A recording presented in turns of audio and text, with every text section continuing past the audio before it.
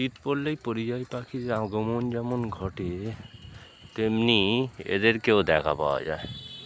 এই সমস্ত সারসগুলো শীতের সময় সোনালি রোদে একটু গা ভিজিয়ে নেওয়া, মাখা, সোনালি রোদের একটু গায়ে মাখা তাদের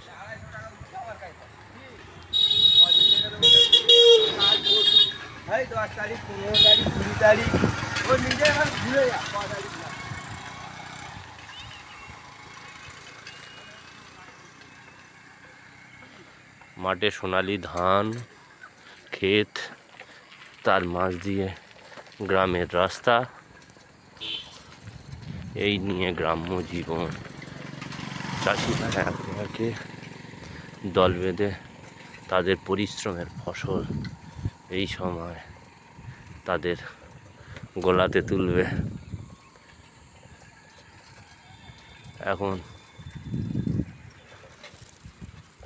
আমন ধানের কাটা চলছে শীতকালে।